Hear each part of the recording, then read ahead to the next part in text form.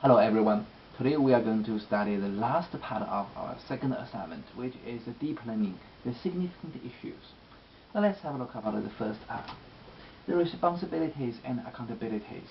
In this area, we are going to use the Ministry of Health's report, Home-Based Supporting Service for Older Peoples, as an example, and all the analysis here will be based on this report. About the Minister of Health, we just briefly talk about this. Their responsibilities to management and develop New Zealand healthy and disability system. They also the founder, the purchaser, and the regular rulers. They allocate the funds to all the DHBs. And there are four interesting aspects in this report. The first one is the Operational Policy Frameworks, also called OPF. This was first published in 2004 by the MOH, and it is set a business rules, policies, guidelines that outline the operating function for the DHBs. Also, it incorporates in the crowdfunding agreement. And the second part, the increasing in home-based elderly care spending and its related barriers. Increasing spendings, 70% increasing spendings during 4 years up to 2008 and 9 inter-RAI. This is the basis for the effective and equitable allocation of the service to meet needs. Support better policies, development and implementation. Ability to patient information through the all nationwide databases, and also indicates the quality of care facilities across New Zealand. And there's no monetary service delivery ceilings for this service. And the second part is home-based elderly care versus rest home cares. Government spending quite a big money on rest home cares and home-based support services. In 2009 and 2010, the DHBs spent about 224 million on home-based service, and they also forecast they may spend 232.3 million in year 2010 and 2011. And there is a price versus between the rest home that is 37,000 and home-based support is 3,000, which means the home-based service is much cheaper and seems more efficient than a rest home-based one. And the other interesting question arises here for this part. We would like to know the increase in spending improve the service, because obviously every year they're increasing the spendings. Also, the assistance in implementation of the DHB's strategies. Now let's talk about the second part, which is the financial and the performance accounting. In this area, we are going to use the NZQA's report as a study target, and all the analysis will be based on this NZQA's public report and media release. The first part is the financial accounting part for NZQA's. We have two main factors. One is the key volume forecast diagram, and another one is the taxpayers' equity and NZQA's liquidities. Now the first one, the key volume forecast, we will see through from the 2011 to 2015, the data are quite a consistency. They almost the same, just a slightly increase on the credit learners. However, they are dropping the full fee paid students through the NCEAs. And the second part is NZQA recognition the taxpayer as an equity, and the NZQA's liquidation must be remained at a sufficient to sustain inputs and ensure that NZQA is viable is going to be concerned.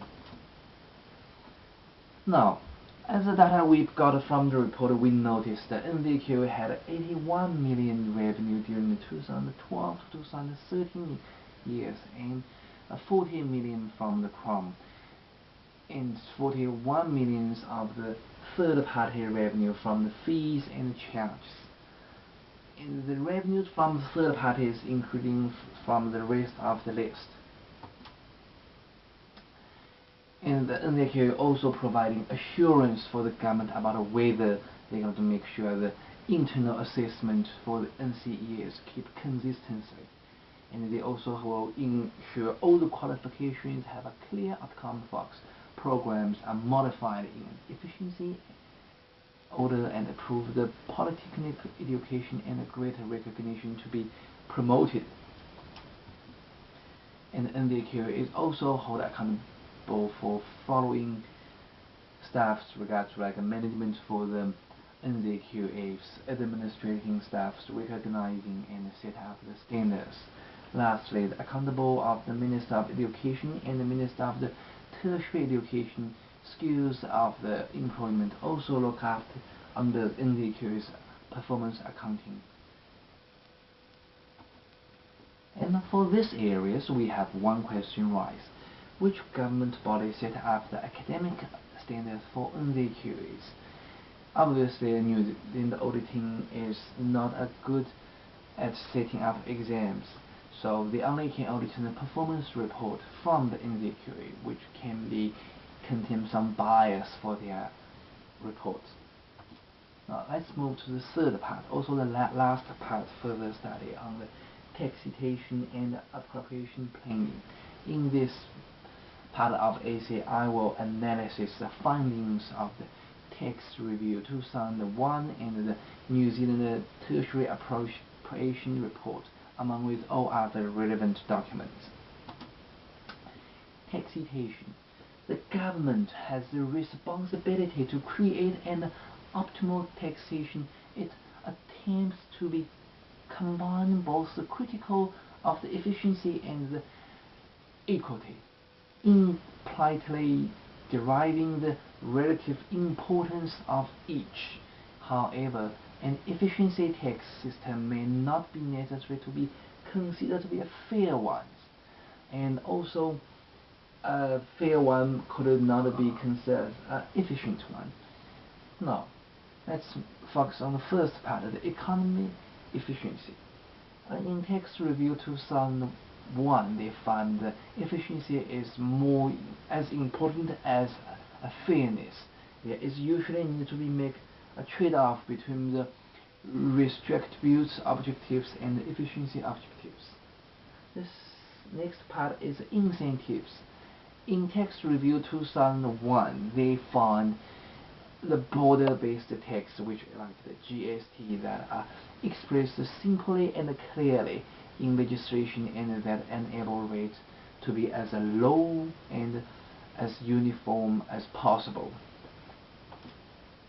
Fairness, also called equity. In that review, they discussed that noting that while people will not always fully agree on that consistency on fair system, it is possible to identify the several tests that most people would agree tax system most satisfied if it's to be considered fair. And move to the next one is the incidence. The tax reviews find that the person who pays the Inland Revenue Department can be different from the person who faces the economic burdens. Now move to the second part, which is appropriation planning. The planning is the resource allocating. It's critical since no meaningful planning can be done without a creation of the supporting structure, which depends on the funding levels. This mentioned by Allen and Lawrence. And now we're looking after the first part, like program budgeting, which is Graham Scott believes had degenerated into an easy solution for budgeting for organizations that use the code for the unsuspected administration, and the budgeting for outcomes, in his view, provide a rich opportunities for proposal excuses. And now the next one, we just give you some detailed examples, like Question State Council currently face one of the biggest problems is they have to cut 534 million fund. They have got a shortfall on this fund. Therefore, they have to find a new city council CEO who have a super ability on budget controlling. And by last Friday, they nominated the one which is the Dr. Colin Edwards. And Dr. Colin, she's really good on budgeting controlling back to early 21st centuries.